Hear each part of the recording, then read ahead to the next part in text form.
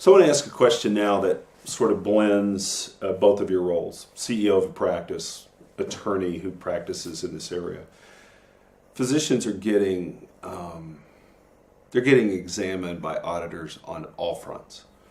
It's not just false claims; it's HIPAA, it's meaningful use justification. I mean, we've got more auditors coming at us now than we can shake a stick at.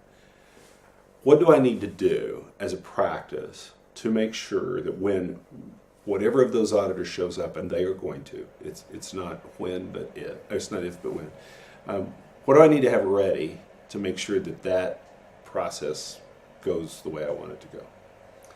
Well, I'll give the answer that doesn't work anymore because it used to work first, and then I'll give you the answer.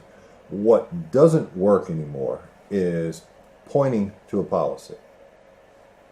I bought a HIPAA book. That used to work. Okay. Show me your HIPAA book. I have a HIPAA book. Okay, you're good to go. Show me that you have policies on, and this even applies to OSHA, right, bloodborne, airborne issues. Right. How do you handle things? All forms of compliance that have to do with rules and regulations targeted to the federal coffers or public safety. Having a policy alone is effectively the same as not having a policy. But that worked for a long time, and there's a mentality in the medical community that if I have it, I'm okay, it's on a shelf somewhere. Here's what you have to have when you're under review, and you're right, it is when, not if. You have to have documented evidence that you have acted on the policy. Mm-hmm. It's not just having the policy. Now, acting on the policy is very clearly defined. You have a number of employees. They have to have been exposed to it. They have to have annually been exposed, presented, signed off, and you have to keep the records of all of this for 6 years.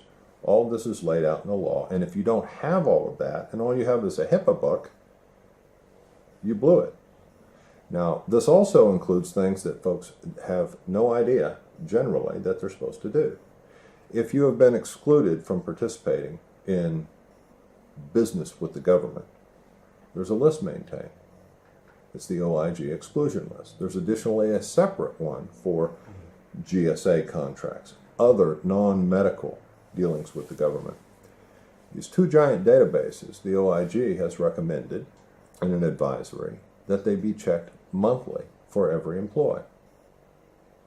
Most providers are shocked to recognize that I'm supposed to go check all my employees to make sure they're not on this list. Really? That sounds insane. That's incredibly burdensome. That can't be true. If you have employed someone who's on the exclusion list, you've subjected all your Medicare, Medicaid business to false certification, and they are getting fined hundreds of thousands of dollars. In fact, recently, in this year, there was a $1.9 million fine to a national lab because they had 4 excluded folks that were employed by their organization across the country. And these fines have gone for anywhere from little onesie, twosie locations from 15, 20,000 to hundreds of thousands to 1.9 million. And they're increasing with greater frequency because, again, data mining, Department of Labor data can be looked at and cross-checked with employer data who are Medicare or Medicaid providers. So simple compliance things. So the government now has the ability to look at my payroll withholdings to say you employ John Doe, cross-track it over to the OIG exclusion list and say John Doe's excluded, and recognize and back to the IRS to know I'm a medical practice. Absolutely. And your employer group also has a national provider ID number, so they can tie all this together. Again, the message is clear. Don't do this. Don't hire people who have done this.